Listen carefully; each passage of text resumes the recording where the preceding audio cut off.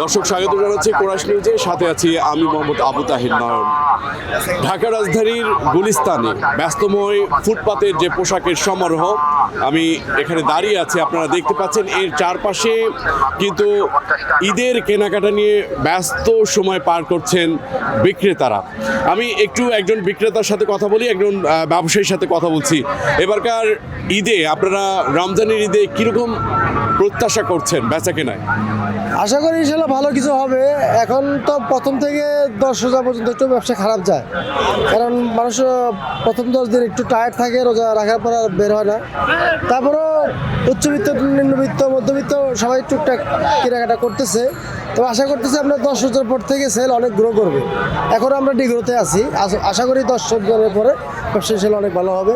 আর যেহেতু এবার সরকারের একটা লম্বা ছুটি আছে, ওইটার কারণে আমরা আশা করতেছি আর ভালো কিছু করবো ইনশাল্লাহ।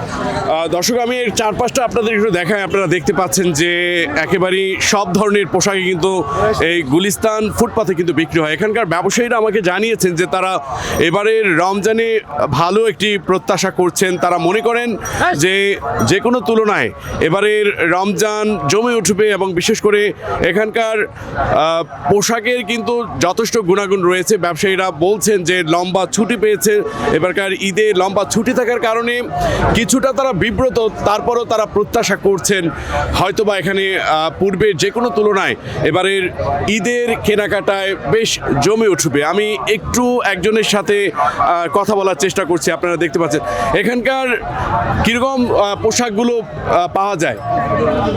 এখানে আসলে সব ধরনের পোশাকই পাওয়া যায়, তবে শার্টগুলো মোটামুটি আছে, কালেকশন মোটামুটি ভালো আছে, কিন্তু কালেকশন থাকলে কি হবে, ক্রেতার তো নেই। আর আশা করি আমরা বেশিরভাগ আশাবাদী যে আপনার 10 রমজানের পর থেকে হয়তো ভালো একটা কিছু হবে।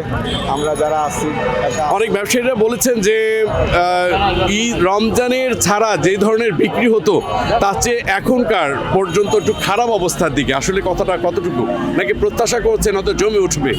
না, আসলে অ্যাকচুয়ালি রমজানের আগে আমরা যেই জিনিসটা বিক্রি করেছি, এখন রমজান উপলক্ষে ইদানিং হয়তো বেচাকেনা একদমই খুব খারাপ। তবে আমরা আশাবাদী যে হয়তো 10-15 রমজানের পরে একটা কিছু সুফল পেতে পারি বা কিছু, এটাই আমরা আশাবাদী। দর্শক, যেমনটা শুনলেন, এখানকার ব্যবসায়ীরা তারা প্রত্যাশা করছেন যে এই গুলিস্তান যে ফুটপাতের পোশাকের যে সমারোহ রয়েছে, সব ধরনের পোশাকের কিন্তু বিশেষ করে মধ্যবিত্ত, উচ্চবিত্ত এবং সর্বশ্রেণীর মানুষ কিন্তু এখান থেকে তাদের পছন্দের ঈদের পোশাক কিন্তু এখান থেকে তারা ক্রয় করেন। আমি একজনের সাথে একটু কথা বলি। এখানকার যদি একটু বলেন, আপনি অবশ্য এখান থেকে মাঝে মাঝে পোশাক কিনেন, তো একেবারে একদমই অনেক সময় পোশাক বিক্রি হয়। মার্কেটের তুলনায় এখানের দামের কিছুটা কম থাকার কারণেই আমাদের মতো সাধারণ মানুষ আসে। কিভাবে দেখছেন এবারকার রমজানের ঈদের? আচ্ছা, মোটামুটি ভালোই আছে। এবার দেখা যাচ্ছে যে মার্কেটে যে জিনিসটা পাওয়া যাচ্ছে সেটা কিন্তু আসলে অরিজিনাল কাপড়টাও ভালো এবং দামও একটু বেশি রাখে, কিন্তু এখানে কাপড় সেই কাপড়গুলো ফুটপাতে আসে না, তো তুলনামূলকভাবে তারা একটু কমই রাখে আর কি। এটা সচরাচর দেখা যাচ্ছে আর কি। পরিবার নিয়ে অনেকে আসলে ঈদের কেনাকাটার জন্য মধ্যবিত্ত যারা, তারা কিন্তু এই গুলিস্তানের ফুটপাতটাকেই বেছে নেয়। মানে উচ্চবিত্ত বিত্তরাও কিন্তু এখান থেকে ক্রয় করেন। সবকিছু মিলে কিভাবে দেখছেন? না, মধ্যবিত্ত আসতেছে, আবার যারা উচ্চ তারাও আসতেছে, কিন্তু এখানে মধ্যবিত্ত যারা একটু গরিব তারাও বেশি আসতেছে। এটাই মানে দেখা যায় আর কি মানুষের।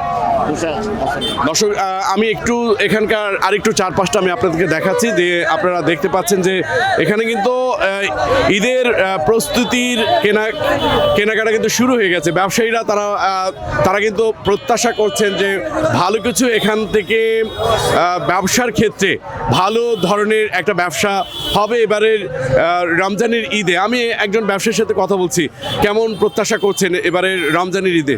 ইনশাল্লাহ দেখি কি করা যায়। মূল্য কত টাকা আপনারা যেগুলো বিক্রি করেন? একদমই কম রেট, 400 টাকা পিস, 250 টাকা পিস। অনেক সময় গুলিস্তানে একটা লম্বা দাম চাওয়া হতো, এখন আসলে একদমই সবকিছু বিক্রি হয় না, এখন ওটা হয় না, এখন 250 টাকাই হয়। দুর্নীতি গেছে তো ভাই, এর লেগা দুর্নীতি গেছে ইন্ডিয়া এর লেগা। দর্শক বন্ধুরা, আমি আসলে এখানকার যে ব্যবসায়ীরা রয়েছেন এখানে ক্রেতার সংখ্যা কিন্তু আছেন যারা ক্রয় করছেন। বিশেষ করে সন্ধেবেলা এই গুলিস্তান ফুটপাতের দোকানে কিন্তু একটা বিশাল একটা ঢল নামে।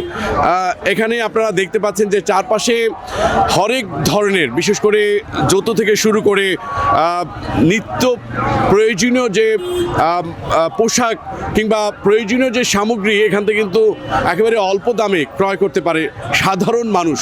সর্বশ্রেণীর মানুষের কেনাকাটায় ঈদের প্রস্তুতির তুলনায় এবারের শুরু থেকে, রমজানের শুরু থেকে বেচা কেনার তেমনটা ঢল নেমেনি। তবে প্রত্যাশা করছেন রমজানের মাঝামাঝি অবস্থায় হয়তোবা এই গুলিস্তান ফুটপাতের ঈদের পোশাকের কেনাকাটায় বিশাল ধরনের একটা জমজমাট হবে, তেমনটাই সবার প্রত্যাশা।